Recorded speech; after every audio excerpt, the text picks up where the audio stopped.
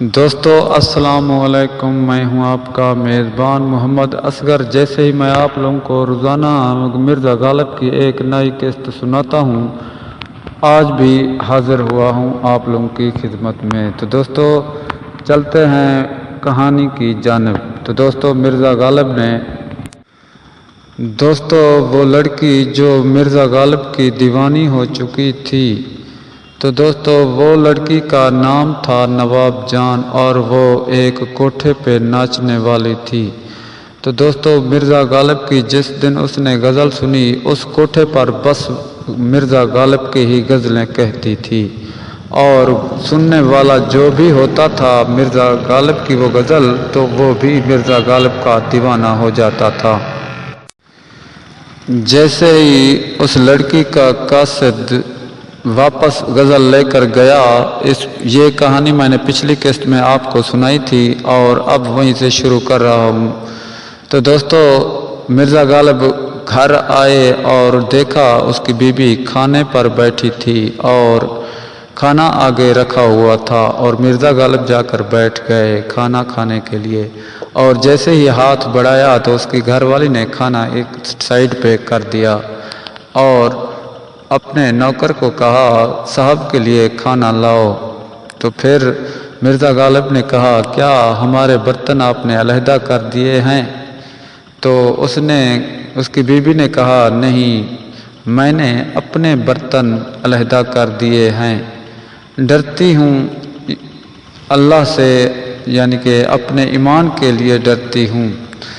تو مرزا غالب نے کہا ڈرتا وہی ہے جن کے پاس پونجی ہو، تمہارے پاس پونجی ہو، ایمان ہے اس لیے ڈرتی ہو، میرے پاس تو صرف اس ایمان والی کے اور کچھ نہیں ہے۔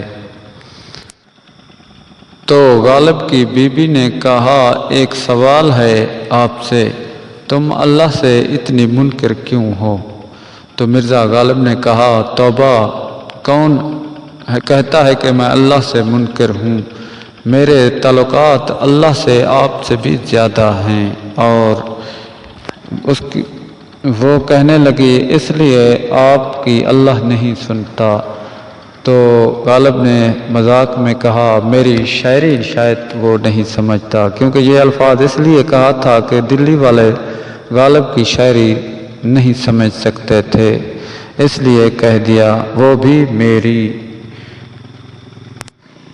تو دوستو اس لڑکی یعنی نواب جان کو ایک دن شعر و شاعری نہیں مل سکی، اور وہ کوٹھے سے اتر کر نیچے آئی، اور نیچے حاجی میر کی دکان تھی۔ تو اس حاجی میر سے پوچھا غالب نام کا کوئی شاعر ہے؟ پورے نام سے تو نا واقف ہوں، کیا اس کا کوئی دیوان چھپا ہے؟ تو حاجی میر نے کہا ان کا دیوان تو نہیں چھپا۔ تو حاجی میر نے یہ کہا کبھی کبھار دو چار شعر لکھ جاتے ہیں جب آتے ہیں ہمارے یہاں۔ تو وہ لڑکی سن کر حیران رہ گئی، کیا غالب ادھر آتے ہیں؟ کیونکہ وہ لڑکی غالب کی دیوانی ہو چکی تھی۔ جی ہاں، اس نے کہا یہ انہی کے ہاتھ کے لکھے ہوئے کچھ شعر ہیں۔ تو اس لڑکی کو وہ شعر دے دیے۔ تو وہ لڑکی نے پڑھا ایک شعر، آگے آتی تھی حال دل پہ ہنسی، اب کسی بات پر نہیں آتی۔ تو یہ شعر سنا اور کہا واہ سبحان اللہ، یہ سنا، اور حاجی میر کو کہا کیا اجازت ہو تو میں یہ لے جا سکتی ہوں؟ تو حاجی میر نے کہا نہیں، مجھے اس کے بارے میں اجازت لینی پڑے گی۔ ایسے میں ہی باتیں کر رہے تھے اور ادھر ہی مرزا غالب آ گئے۔ تو حاجی میر نے کہا لو جی مرزا آ ہی گئے۔ تو اس لڑکی نے دیکھا تو حیران رہ گئی، اس نے کہا کیا مرزا غالب آپ ہیں؟ اس نے کہا جی ہاں۔ تو پھر لڑکی بہت افسوس کیا کہ اس دن میں نے آپ کو اپنے گھر تک نہیں بلایا اور نہ دعوت دی، میں پگلی آپ کو باہر سے ہی جانے کا کہہ دیا۔ تو دوستو اور مرزا غالب کو کہنے لگی اگر آپ کی اجازت ہو تو میں یہ آپ کے کچھ شعر لے جا سکتی ہوں۔ تو مرزا نے کہا جی ہاں ضرور۔ تو وہ لڑکی اداب کرتے ہوئے چلی گئی اور پھر واپس آئی، شکریہ مہربانی کہتے ہوئے پھر چلی گئی، کیونکہ وہ غالب کی دیوانی ہو چکی تھی۔ تو دوستو ایسے میں حاجی میر نے کہا بیچاری کی تعریف کیا کی، خوشی سے اڑ پڑی۔ تو غالب نے کہا تھا ہو کے پری اور وہ نازک لگے، رنگ کھلتا جائے کہ اڑتا جائے رے۔ تو حاجی میر نے غالب کا شعر ایک خود سنایا۔